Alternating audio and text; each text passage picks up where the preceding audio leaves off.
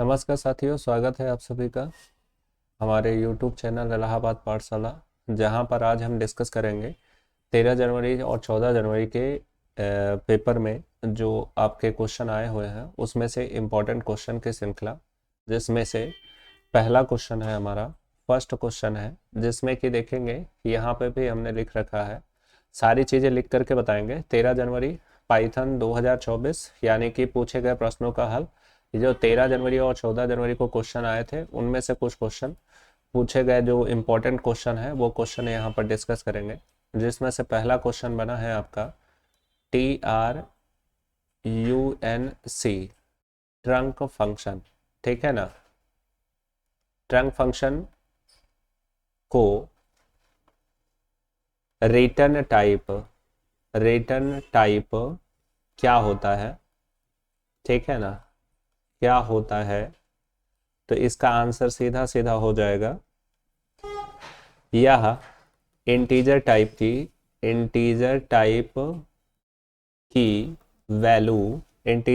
Value return करेगा।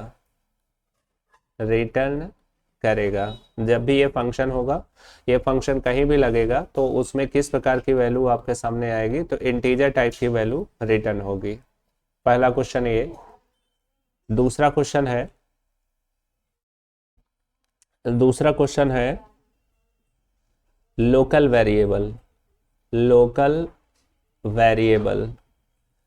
Variable और ये क्वेश्चन है। अब इसमें देखेंगे, इसका आंसर है लोकल वेरिएबल फंक्शन के अंदर जो भी एलिमेंट्स होते हैं वो लोकल वेरिएबल के अंतर्गत आते हैं, और ग्लोबल वेरिएबल जो फंक्शन के बाहर हों उनको ग्लोबल वेरिएबल। तो क्वेश्चन था लोकल वेरिएबल क्या होते हैं। अब इनके अकॉर्डिंग जो भी कोटेशन दी रही हो उस कोटेशन को आप देख सकते हैं, उसी के अकॉर्डिंग टिक लगाएंगे। तो लोकल और ग्लोबल क्या है ये जान लीजिए। अगला क्वेश्चन है तीसरा क्वेश्चन है रिकर्सन फंक्शन।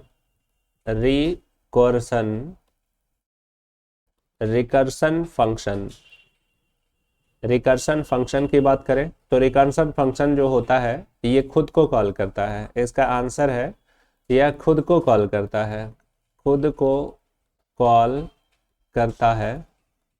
मतलब स्वयं को कॉल करता है। जो रिकर्सन या रिकर्सिव फंक्शन होता है वो स्वयं को कॉल करता है, ठीक है ना। तो अब इसी के अकॉर्डिंग जो भी रहा हो, रिकर्सिव फंक्शन हमको मिला, तो रिकर्सिव फंक्शन के बारे में जान लीजिए कि ये खुद को कॉल करता है। नेक्स्ट है क्वेश्चन नंबर 3 के बाद क्वेश्चन नंबर 4 है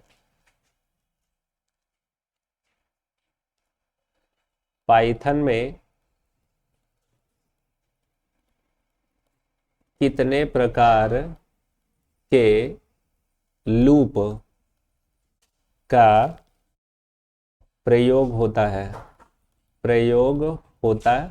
है? तो इसका आंसर जो है वो है दो प्रकार के लूप पाइथन में ऑब्जेक्ट ओरिएंटेड लैंग्वेज है, और यहाँ पर दो प्रकार के लूप होते हैं। एक तो होता है फॉर लूप और दूसरा जो होता है वो होता है वाइल लूप। अब इसी के अकॉर्डिंग जो आपको आंसर रहा होगा वो टिक लगाइएगा। तो हमारा काम है कि यहाँ पर आपको बता देना कि पाइथन के जो पेपर देने वाले जा रहे हैं बच्चे 16 तारीख को, 17 तारीख को और 18 तारीख को और 20 तारीख तक, जो भी बच्चे पेपर देने जा रहे हैं, जिनका भी पाइथन का पेपर अभी बाकी है और जिनका हो चुका है और उनसे तो कोई मतलब नहीं, जिनका हो चुका है तो अब दोबारा पेपर तो देने जाएंगे नहीं, लेकिन जो पेपर अभी देने वाले हैं उन लोगों के लिए ये इम्पोर्टेंट क्लास हो सकती है। यहाँ से कुछ पॉइंट्स आपको पता चल सकते हैं जिससे आपकी ग्रेडिंग जो होती है वो प्लस हो सकती है। तो पॉइंट्स देख करके जाइए। मैं ये फिर से कहूँगा कि क्वेश्चन जो होते हैं वो रिपीटेड होते हैं। जो नेलिट का जो क्वेश्चन होता है वो क्वेश्चन एक डेटा हब है, वहाँ पर जो क्वेश्चन ऐड किए जाते हैं वो डेटा बार बार रिपीट होते हैं, मतलब रिपीट किए जाते हैं। तो हो सकता है आपके क्वेश्चन में ये सब क्वेश्चन देखने के लिए मिले या इस टाइप के क्वेश्चन देखने के लिए मिले। अगला देखेंगे, नेक्स्ट है क्वेश्चन नंबर 5।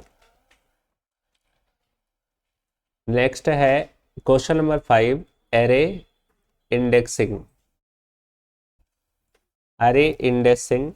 कहाँ से शुरू होता है, ठीक है ना, कहाँ से स्टार्ट होता है?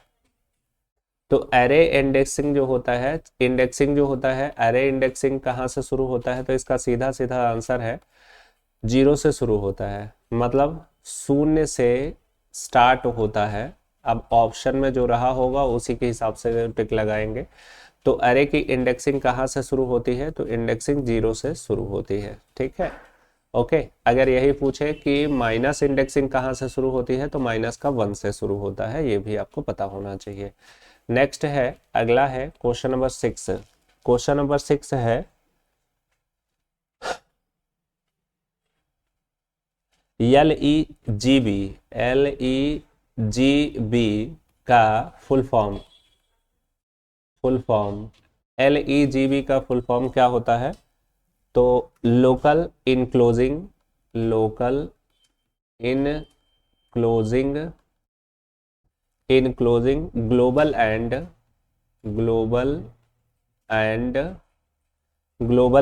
बिल्ट इन, ठीक है। Local including global and built in, ठीक है ना। तो ये फुल फॉर्म पूछा गया था। क्वेश्चन नंबर 6 है। क्वेश्चन नंबर 6 के बाद 7 है। 7 है PVM। पीवीएम का फुल फॉर्म पीवीएम का फुल फॉर्म पूछा गया था। तो आंसर इसका बनेगा पाइथन वर्चुअल मशीन, ठीक है। पीवीएम का फुल फॉर्म हो गया। नेक्स्ट है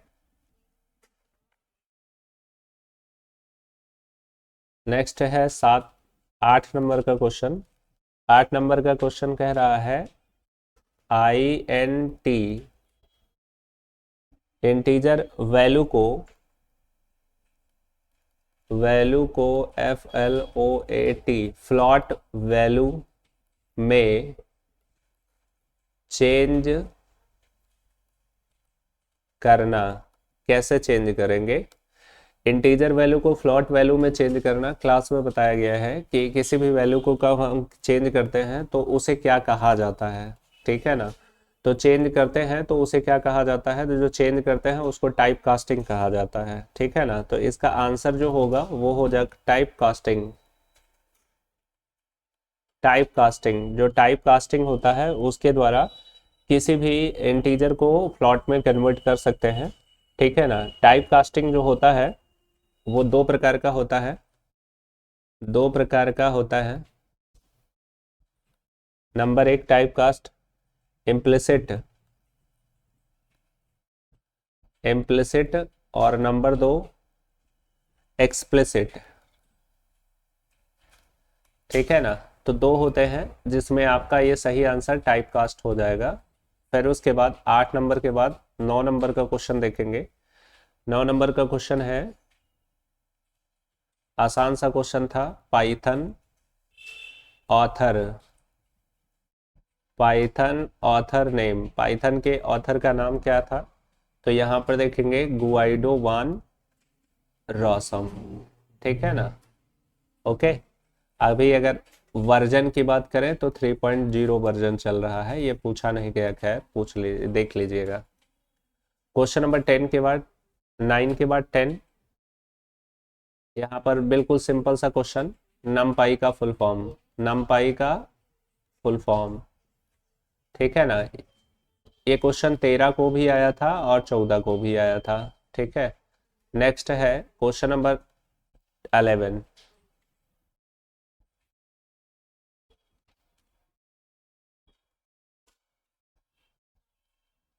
Python file default mode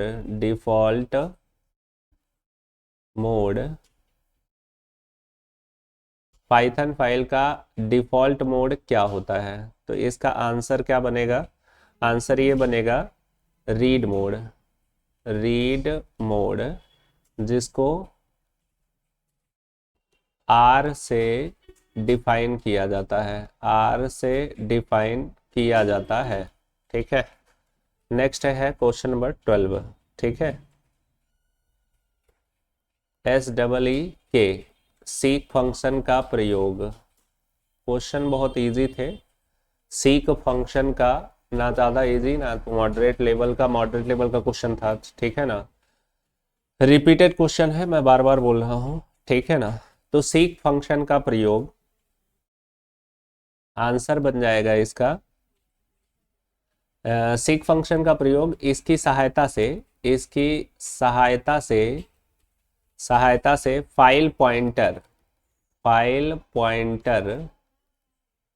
file pointer कहीं भी ले जाया जा सकता है, कहीं भी ले जाया जा सकता है। नेक्स्ट है क्वेश्चन नंबर 13 में देखेंगे एक वैल्यू रखी गई थी और वो वैल्यू यहाँ पर ये रखी मान लीजिए, और इसका आंसर पूछा जा रहा है कि इसका वैल्यू क्या होगा, इसको फाइंड करना था। तो इसमें देखेंगे अगर इसे हम फाइंड करेंगे तो 10 से 50 में अगर भाग देंगे तो यहाँ पर देखेंगे 5 आएगा और फिर उसके बाद ये कट जाएगा, ये डिवाइड का साइन है। अब जब इसमें पाइथन में डिवाइड का मतलब होता है डिवाइड करने पर आपको पॉइंट में 0 लगाना जरूरी है, तो इसका आंसर 5 ना हो करके इसका आंसर 5.0 होगा। ध्यान रखिएगा आप लोग, ऐसे क्वेश्चन आते हैं, ठीक है। नेक्स्ट है 13 के बाद 14 नंबर का क्वेश्चन देखेंगे। 14 नंबर का क्वेश्चन है,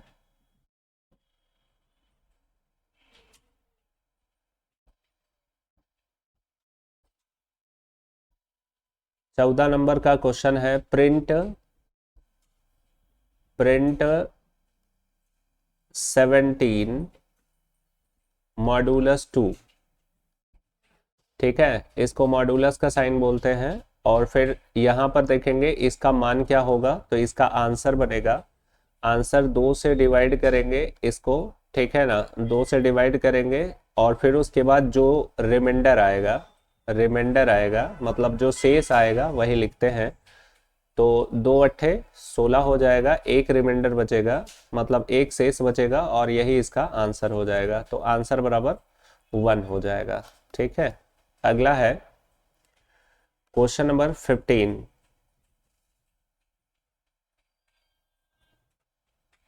बढ़िया क्वेश्चन है। एम्प्टी लिस्ट कैसे बनाए, एम्प्टी लिस्ट को कैसे बनाए, मतलब लिस्ट बनानी है वो भी खाली वाली, ठीक है ना। तो खाली लिस्ट बनाने के लिए आंसर है, आपको देखेंगे 2 ब्रैकेट स्क्वायर ब्रैकेट रख देने हैं और वो खाली एम्प्टी लिस्ट होगा, ठीक है ना। नेक्स्ट है, यहाँ पर ऐसा साइन बना होगा उसको फॉलो करना होता था, ठीक है ना। तो 16 नंबर का क्वेश्चन देखेंगे। यहाँ पर PEMDAS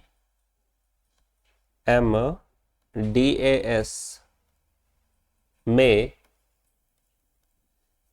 ई का मतलब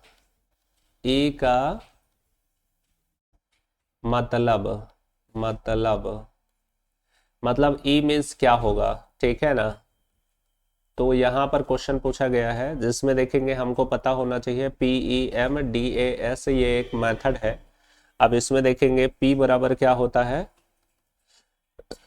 P बराबर होता है पैरेंथेसिस और फिर उसके बाद M बराबर क्या होता है, M बराबर होता है मल्टीप्लाई, ठीक है ना। M बराबर मल्टीप्लाई और फिर उसके बाद ई छूट गया, ई बराबर भी देख लीजिए, ई बराबर होता है एक्सपोनेंट ऑपरेटर। एक्सपोनेंट ऑपरेटर को हम ऐसे डबल एस्ट्रिक से दिखाते हैं, ठीक है ना, एक्सपोनेंट ऑपरेटर,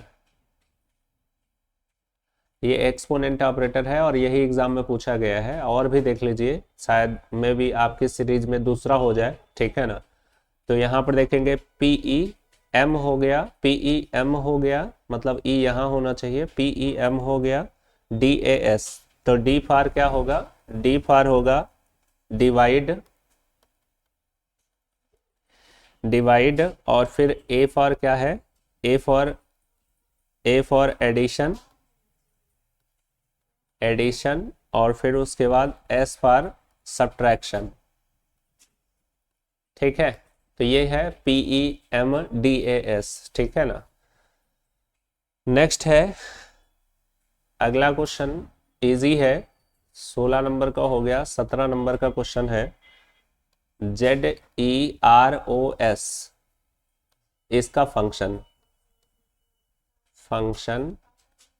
जीरोस फंक्शन का यूज पूछा है। ठीक है ना। तो जीरो फंक्शन जो होता है इसका आंसर बनेगा MATRICS, मैट्रिक्स रिलीज करता है। जीरो फंक्शन मैट्रिक्स को क्रिएट करता है। अब इसके हिसाब से जो क्वेश्चन भेजा गया, क्वेश्चन हम लोगों ने बच्चों से जो क्लियर किए उसमें देखेंगे जीरोस फंक्शन का यूज। अब उसमें ऑप्शन में हमको नहीं पता, लेकिन जीरोस फंक्शन आया था, ये आप जान लीजिए। ठीक है ना। अब इसका प्रयोग जो होता है वो मैट्रिक्स के लिए होता है, मैट्रिक्स क्रिएट करने के लिए होता है। अब वहां पे ऑप्शंस में क्या था ये नहीं पता है। ठीक है ना। तो 18 नंबर का क्वेश्चन देखेंगे, आसान सा क्वेश्चन। जावा किस प्रकार की लैंग्वेज है? ठीक है, तो जावा किस प्रकार की लैंग्वेज है? ठीक है ना। तो ये इसका आंसर हो जाएगा ऊप्स। ठीक है ना। Object oriented programming language. ठीक है ना। ऑब्जेक्ट ओरिएंटेड प्रोग्रामिंग लैंग्वेज या हाई लेवल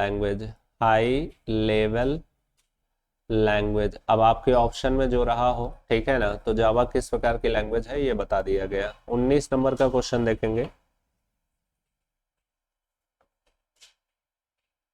यहाँ पर रखा गया था ऐसे, और 3+5 ये देखेंगे का सम क्या होगा।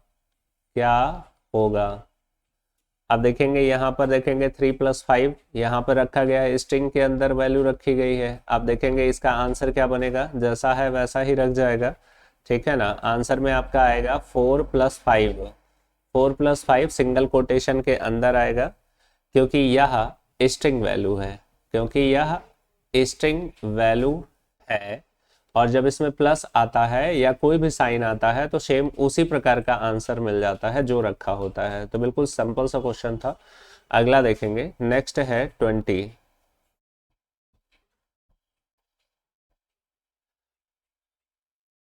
इसमें कह रहा है FLOOR फ्लोर डिवीजन की पहचान करें। फ्लोर डिवीजन की पहचान करें, इसका आंसर क्या है? तो भैया फ्लोर डिवीजन को कौन नहीं पहचानता, अगर थोड़ा सा भी पढ़ा है तो पहचान जाएगा। इस तरह का साइन जहां हो सही कर देना है। फिर उसके बाद नेक्स्ट है 21।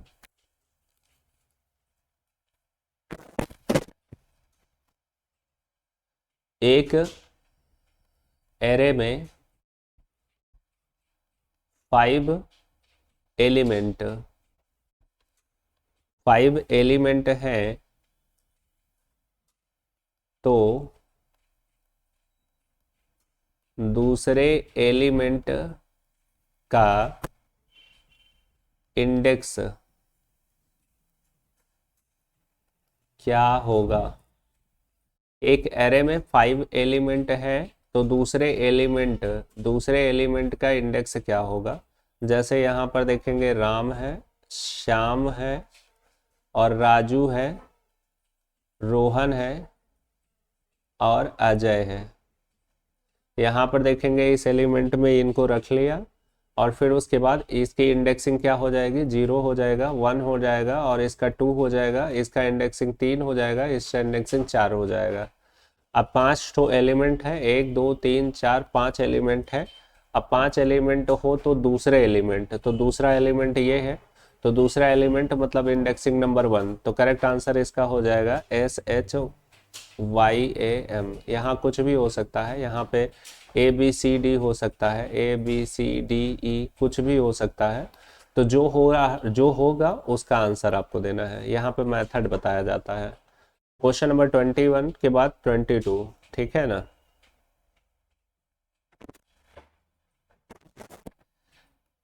8 divide by 4 divide by 2। Correct answer इसका क्या देना है, यहाँ पर इसका आंसर क्या होगा ये पूछा गया है। तो इसका आंसर क्या होगा, तो 8 से डिवाइड करना, 4 दूना 8, 4 दूना 8 तो 2 हो गया। अब पॉइंट 0 क्यों, क्योंकि भाग है, ठीक है ना। 4 भाग 8, तो यहाँ पर देखेंगे 4 दूना 8 और फिर पॉइंट लगना जरूरी है, ठीक है ना। तो यहाँ पर 2.0 डिवाइड बाई 2 आ गया। अब फिर उसके बाद 2 से इसमें भाग करेंगे तो 1 आएगा, फिर 1.0, जैसे 2 से अब 2 में भाग देंगे तो क्या होगा, 2 एक कम 2 हो जाएगा और फिर 0.0 होना जरूरी है, क्यों, क्योंकि डिवाइड का साइन है। तो करेक्ट आंसर इसका 1.0 होगा, ना कि 1, ठीक है ना। ओके, तो ये सही होगा। अगला देखेंगे 22 के बाद 23। पाइथन फाइल को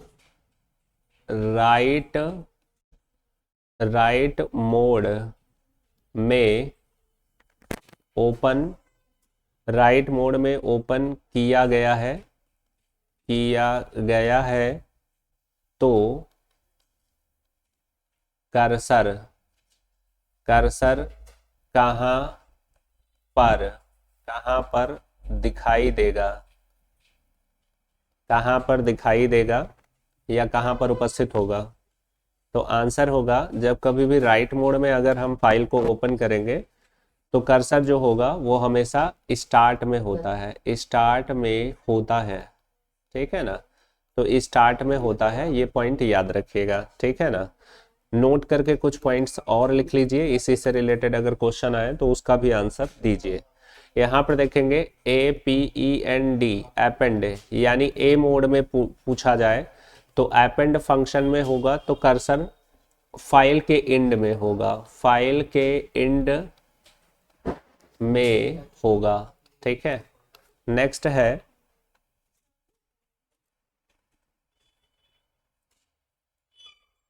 नेक्स्ट है कितना नंबर हो गया, 23 नंबर। फिर उसके बाद नेक्स्ट है 24वां क्वेश्चन। पाइथन की फाइल को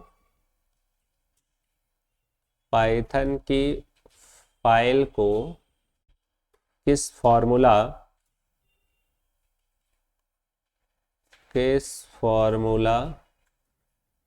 फॉर्मूला में कंसाइडर किया जाता है।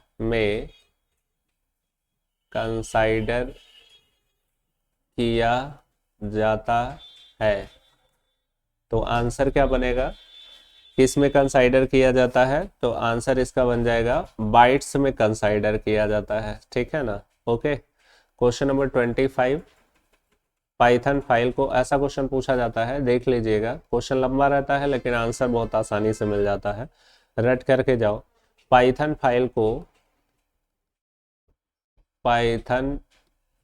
फाइल को ओपन करने का मेथड क्या है, ओपन करने का मेथड क्या है, ठीक है ना। आंसर है ओपन मेथड, ओपन फंक्शन।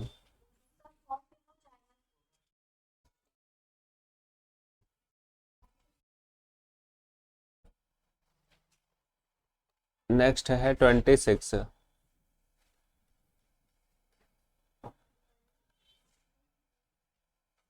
नमपाई अरे में मैक्सिमम एलिमेंट फाइंड करना, ठीक है ना। क्वेश्चन जितना बड़ा है आंसर उतना आसान, ठीक है ना। तो मैक्स फंक्शन आपको पता होगा, ठीक है ना। तो यहाँ पर मैक्स फंक्शन होगा 26 27, जो हमारे यहाँ रेगुलर क्लास बच्चे करते हैं उनको मैंने बताया भी था। इसमें जो जो बताया था उसमें से क्वेश्चन काफ़ी कुछ आ रहा है, जिसमें कि मतलब समझना है कि देखो यहाँ पर इंपॉर्टेंट चीज़ों को याद रखना है। मैंने बताया था कि नमपाई के अंतर्गत से कम 6 से 7 क्वेश्चन पूछे जाते हैं या 10 भी हो सकते हैं। तो यहाँ पे देखेंगे नमपाई से क्वेश्चन आ रहा है, ठीक है ना। यहाँ पर देखेंगे नेक्स्ट क्वेश्चन है Oval shape. Oval shape, Oval shape का यूज, ठीक है ना। अगर ओवल शेप को देखेंगे तो ये हमारा फ्लो चार्ट से रिलेटेड है। तो क्वेश्चन इसका आंसर जो हो जाएगा, ओवल शेप जो होता है वो start and stop, start and stop के लिए होता है, के लिए होता है। मतलब स्टार्ट और स्टॉप, ठीक है ना, ये होता है हमारा जब हम चार्ट बनाते हैं तो, ठीक है। नेक्स्ट है पाइथन में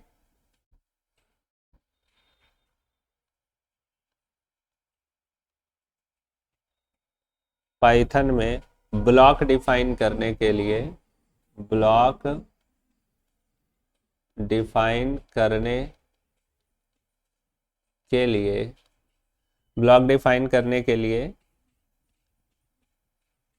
क्या यूज करते हैं, क्या यूज करते हैं। तो ब्लॉक डिफाइन करने के लिए तो इसका आंसर बन जाएगा, अगर हमें ब्लॉक डिफाइन करना है तो उसके लिए हमें आइडेंटिफिकेशन का यूज करना पड़ता है, आइडेंटिफिकेशन का यूज करना होता है, ठीक है। नेक्स्ट है क्वेश्चन नंबर 28, 29 की बात करते हैं। यहाँ पर क्वेश्चन था टपल, जो टपल होता है, टपल के फीचर पूछे गए थे। इसमें लिस्ट के भी पूछे जा सकते हैं, डिक्शनरी के भी पूछे जा सकते हैं, किसी का भी फीचर पूछा जा सकता है। तो आप पहले से तैयार रहिए, ठीक है ना। तो टपल में कुछ पॉइंट्स हैं, आप नोट करके देख लीजिए। टपल इज इम्यूटेबल, ठीक है ना, टपल इज इम्यूटेबल, इम्यूटेबल।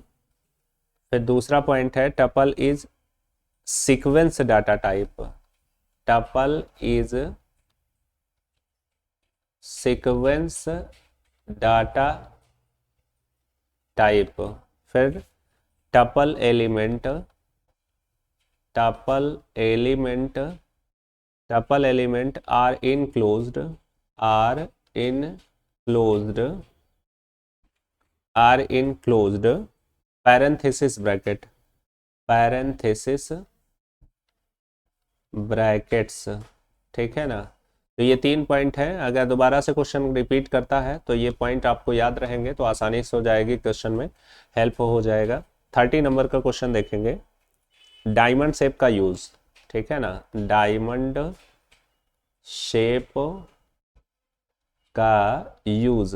अब डायमंड शेप यानी ये वाला, ठीक है ना। तो डायमंड शेप मतलब डायमंड शेप का यूज ये जो होता है, ये decision oblique, decision oblique condition, decision making और कंडीशन मेकिंग के लिए यूज किया जाता है। जब हम फ्लो चार्ट बनाते हैं उस टाइम पर इसका प्रयोग करते हैं। नेक्स्ट है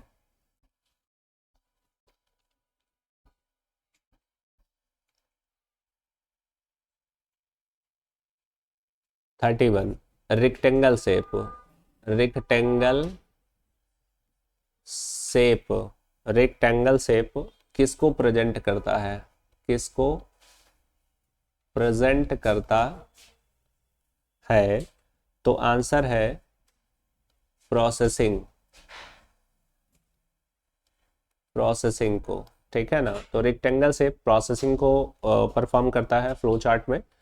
32 का क्वेश्चन है, बढ़िया question, pictorial representation, representation of N algorithm, N algorithm, algorithm is called pictorial representation में एल्गोरिदम को प्रेजेंट करते हैं तो उसे क्या कहते हैं। तो इसका आंसर जो बड़ा आसान है, फ्लो चार्ट बोलते हैं, फ्लो चार्ट, फ्लो चार्ट। ठीक है, नेक्स्ट है 33, फंक्शन डिफाइन करने के लिए, फंक्शन डिफाइन करने के लिए, डिफाइन करने के लिए कौन सा कीवर्ड, कौन सा कीवर्ड का प्रयोग होता है। अब देखेंगे इसका आंसर सीधा सीधा होता है DEF का। ठीक है ना, तो डिफ कीवर्ड का प्रयोग होता है। तो ये जो होता है ये ऐसे भी हो सकता है, user define function, user define function कौन सा कीवर्ड होता है, तो DEF हो सकता है। तो दो तरीके से क्वेश्चन का मेथड हो सकता है, ध्यान दीजिएगा वहां पे। ठीक है ना, 33 के बाद 34, flow chart, flow chart decision, decision diagram, decision diagram क्या होता है, क्या होता है। तो यहां पर देखेंगे ये जो होता है डायमंड, डायमंड शेप, या KITESHAPE, काइट शेप, ऐसा कुछ ऑप्शन रहा होगा, इसका क्लियर कर लीजिएगा। नेक्स्ट है 34 के बाद 35, फ्लो चार्ट, फ्लो चार्ट में इनपुट और आउटपुट, इनपुट और आउटपुट के लिए किसको प्रेजेंट किया जाता है, किसको की जगह कौन से डायग्राम, कौन से शेप को रखा जाता है, रखा जाता है। ठीक है ना, तो ये इसका ये डायग्राम बनेगा जिसको पैरेललोग्राम बोलते हैं। ठीक है ना, तो इसका सही आंसर ये है। ठीक है ना, नेक्स्ट है 35 के बाद 36 नंबर का क्वेश्चन, डाटा टाइप्स की पहचान, डाटा टाइप्स की पहचान, ये आप लोग अपना से ढूंढ लीजिएगा। ठीक है ना, ये आप लोगों के लिए है, मतलब ये आप लोग खुद डाटा टाइप की पहचान, अलग अलग डेटा टाइप्स जैसे लिस्ट है, टपल है, ये सब आपका काम है। ठीक है ना, इसे आप एक बार देखिए 37 के बाद 36 के बाद 37,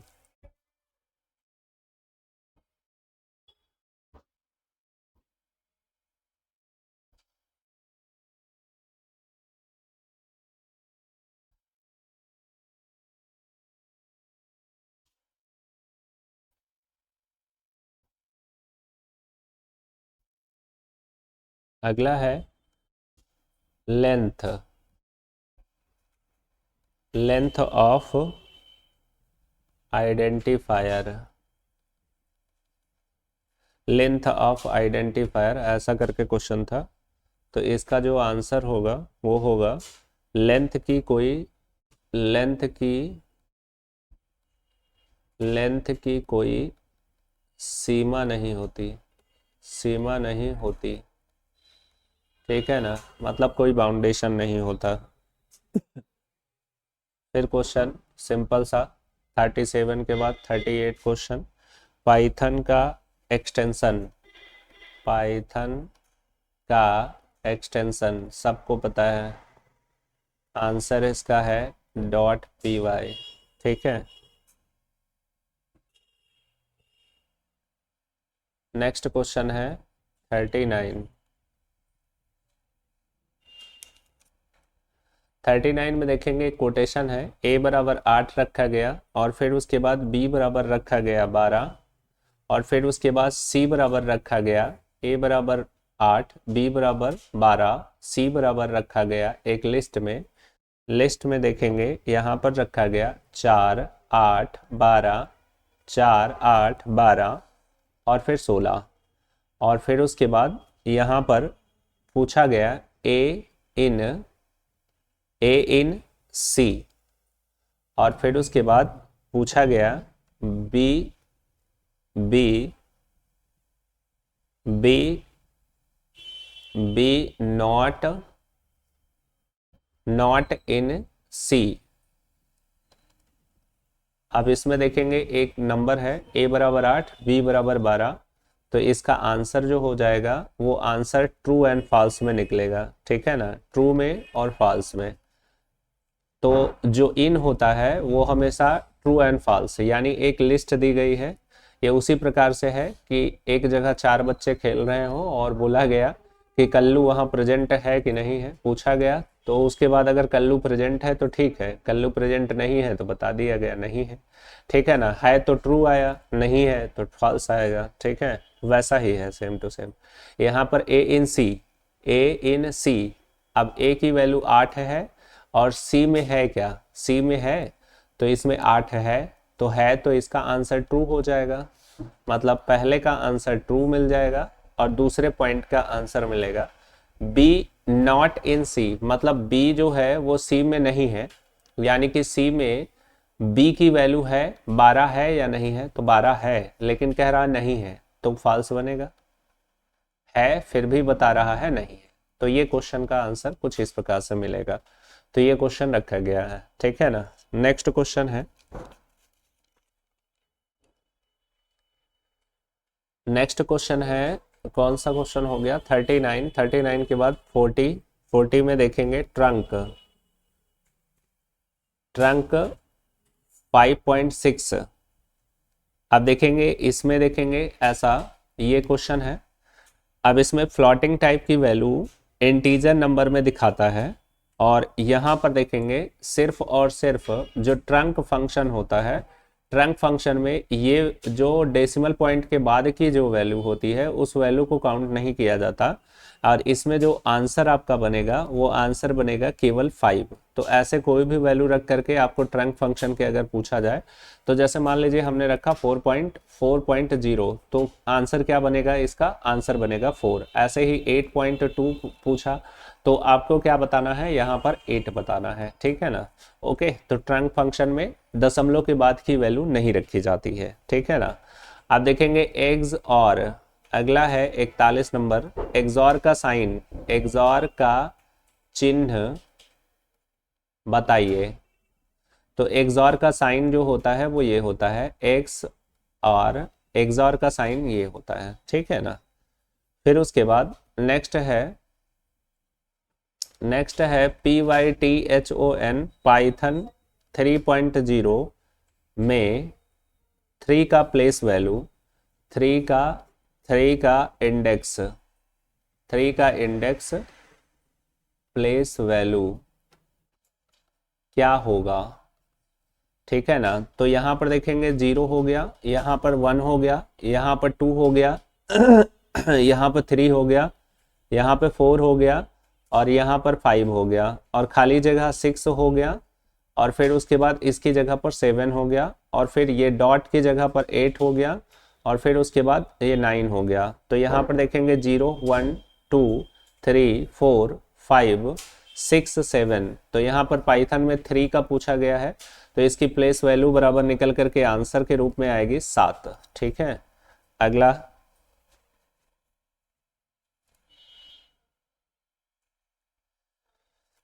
अगला है टेस्टिंग, टेस्टिंग से क्वेश्चन पूछा गया है 41 42। Testing, testing is known, testing is known as, answer क्या है, तो आंसर वहां पे जो भी रहा हो, बट देखेंगे यहां पर सही आंसर क्या है, इवैल्यूएटिंग, इवैल्यूएटिंग डिलीवरेबल, डिलीवरेबल, फिर उसके बाद फाइंड एरर, फाइंड एरर, ठीक है। नेक्स्ट है 43, 43 में है पाइथन में कितने कीवर्ड होते हैं, कितने कीवर्ड होते हैं। पाइथन में कितने कीवर्ड होते हैं? तो करेक्ट आंसर इसका बन जाएगा 35 कीवर्ड होते हैं। अभी, अभी का मतलब करंट बच्चे, करंट का मतलब हो गया वर्जन अपडेट होने पर चीज़ें बदल जाती हैं। जैसे अगर ओल्ड वर्जन में पूछोगे तो ओल्ड वर्जन में इसका करेक्ट आंसर 33 हो जाएगा। ठीक है, नेक्स्ट है 44।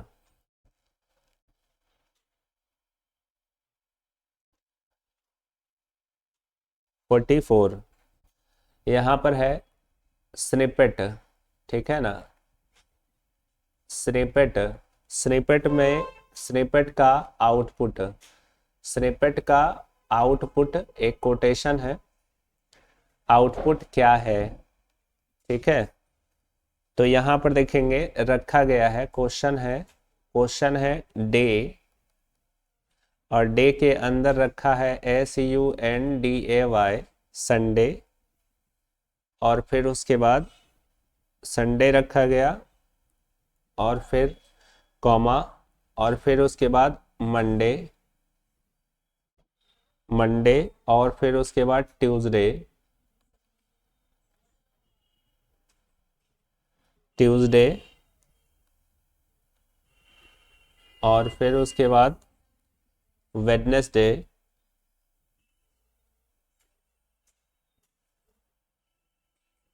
वेडनेसडे,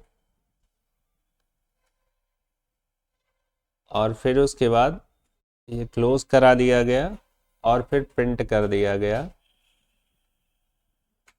प्रिंट करना है, क्या प्रिंट करना है? डे प्रिंट करना है, और कहाँ से? -3 से लेकर के कहाँ तक? -1 तक, -3 से -1 तक आपको प्रिंट करना है। तो इसका आंसर बन जाएगा, जो आंसर होगा वो क्या होगा? अब इसमें सबसे पहले इंडेक्स पता होना चाहिए। तो इंडेक्स में देखेंगे, अगर इसका इंडेक्स देखेंगे तो ये 0 है, इसका इंडेक्स देखेंगे तो 1 होगा, और इसकी इंडेक्सिंग देखेंगे तो 2 होगी, और इसकी इंडेक्सिंग देखेंगे तो 3 होगा। ठीक है ना, 0 1 2 3। अब देखेंगे अगर माइनस इंडेक्सिंग करें तो माइनस इंडेक्सिंग हमेशा क्या, कहाँ से शुरू होता है? तो यहाँ पर 0 से शुरू, 0 से ना शुरू होकर -1 से शुरू होता है। -1 हो गया, -2 हो गया, फिर उसके बाद -3 हो गया, और फिर उसके बाद -4 हो गया। ठीक है, अब यहाँ पर -3 से -1 तक पूछा गया, तो -3 से -1 तक, मतलब यहाँ तक, मंडे, ट्यूसडे, वेडनेसडे। अब इसमें देखेंगे 3 से 1 तक पूछा गया है, तो ये जो होता है 3 वाली वैल्यू, -3 की वैल्यू जो होगी, -3 की वैल्यू क्या है? -3 की वैल्यू हो जाएगी यहाँ पर, -3 की वैल्यू जो हो गई वो हो गई मंडे, मंडे, और फिर उसके बाद यहाँ पर -1 यानी 2 की वैल्यू, 2 की वैल्यू यहाँ पर क्या आ जाएगा? ट्यूसडे, मंडे, ट्यूसडे, और फिर उसके बाद यहाँ पर 1 की वैल्यू भी देनी है, जिसमें देखेंगे 1 की वैल्यू -1 है, तो यहाँ पर हम क्या लिखेंगे? वेडनेसडे लिखेंगे। लेकिन ये रूल्स होता है कि जब हम इस प्रकार से रखते हैं, जैसे हमको 3 से 1 तक निकालना है, 3 से 1, -3 से 1 तक निकालना है, तो स्टार्टिंग वैल्यू तो ली जाती है, लेकिन लास्ट वैल्यू से एक पीछे का नंबर लिया जाता है बस।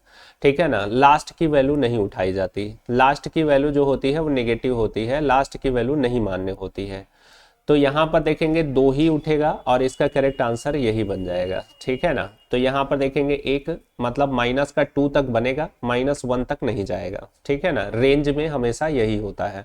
तो ये मेथड याद रखिए, लास्ट वाली वैल्यू को हमेशा निगलेक्ट करना है, लास्ट के 1 नंबर पीछे तक की वैल्यू को काउंट करके आंसर में दिखाना होता है। तो इसका करेक्ट आंसर हो जाएगा मंडे और ट्यूसडे। ठीक है ना, तो इस तरह के क्वेश्चन आते हैं, तो ये भी क्वेश्चन इंपॉर्टेंट क्वेश्चन में कंसीडर किया जाएगा। फिर उसके बाद नेक्स्ट है, अगला है 45। 45, अब 45 में देखेंगे, कह रहा है एक फाइल हैंडलिंग का क्वेश्चन है। ठीक है ना, फाइल हैंडलिंग, फाइल हैंडलिंग का क्वेश्चन है और इस क्वेश्चन में है 2 4 और फिर उसके बाद यहाँ पर एक्सपोनेंशियल ऑफ नोटेशन और फिर उसके बाद 6 और फिर उसके बाद ये मॉडुलस और फिर एक वैल्यू है 3 और फिर उसके बाद यहाँ पर 24 कोई भी नंबर रख लीजिए और फिर उसके बाद 4 रखा और फिर उसके बाद यहाँ पर 2। आप देखेंगे इससे पहले भी हम देख चुके हैं कि डिवाइड मीन्स जैसे यहाँ पर मान लीजिए 24 रख लें और 24 का डिवाइड 4 कर लें। अब 4 छंगे 24 यानी 24 है, 24 को अगर हम 4 से डिवाइड करेंगे तो 4 छंग 24 और यहाँ पर खत्म हो जाएगा, लेकिन पॉइंट लगा करके 0 आएगा। लेकिन अगर डबल है यानी डबल कोटेशन है तो पॉइंट वाली वैल्यू नहीं लिखी जाती है, ठीक है ना। तो यहाँ पर क्या आएगा, यहाँ पर अगर हम पहले वाले कोटेशन को इसको अगर सॉल्व करेंगे तो यहाँ पर देखेंगे हमेशा लेफ्ट से राइट जाएंगे। ये सॉल्व अगर करना है तो मेथड को हमेशा लेफ्ट से राइट की ओर जाइए, left to right direction use करेंगे। अब 24 है, 24 देखेंगे यहाँ पर 6 हो जाएगा और फिर उसके बाद इसको इतना सॉल्व कर रहे हैं जिसमें 6 में देखेंगे क्या आएगा, 4 आएगा, ठीक है ना। तो 4 आएगा। अब फिर उसके बाद अगर 24 ऑब्लिक 6 होता तो क्या आता, 4.0 आता बच्चे। अब फिर उसके बाद यहाँ पर देखेंगे क्या है, नेक्स्ट है 4 और यहाँ पर मॉडुलस 3। तो मॉडुलस जो होता है वो स्पेशली रिमाइंडर के लिए जाना जाता है। तो जैसे 3 से भाग दिया जाए 4 में तो यहाँ पर देखेंगे 3 एकन्नम 3 हो जाएगा, यहाँ पर क्या बचेगा 1। तो इसका आंसर क्या बचेगा, बनेगा 1। तो जो रिमाइंडर होता है ये मॉडुलस होता है। तो यहाँ पर क्या मिलेगा, 1 मिलेगा, ठीक है ना। आप देखेंगे यहाँ पर 1 मिलेगा। अब इसकी वैल्यू जो होगी वो क्या हो जाएगी, 4 रिमाइंडर 4 बनेगा। अब 4 के बाद यहाँ पर 3, 4 और 3 को डिवाइड 4 और 3 तो यहाँ पर मिलेगा इस साइड में आपको, इस साइड का जो कोटेशन है उसमें 1 मिलने वाला है। अब इधर वाला सॉल्व करते हैं। इधर वाले में देखेंगे यहाँ पर 4 और यहाँ पर हमको क्या मिलेगा, 4 छंगे 24। तो हमें क्या मिलेगा,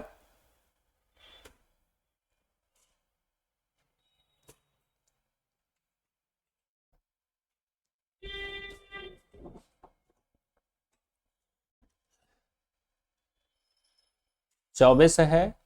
अब 24 को हम डिवाइड करने जा रहे हैं किससे, यहाँ पर 4 से। तो 4 छंग 24 हो गया। अब हमको क्या मिला, यहाँ पर 24 है, 4 है,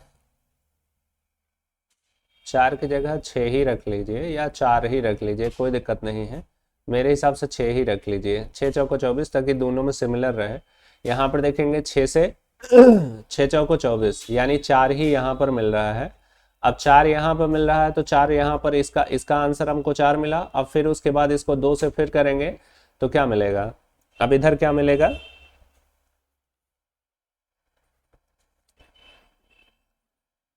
अब 2 दूना 4 हो जाएगा। क्या मिलेगा, 2 से 2 दूना 4, अगर 2 से भाग देंगे 4 में तो क्या मिलेगा, तो 2 दूना 4 मिलेगा।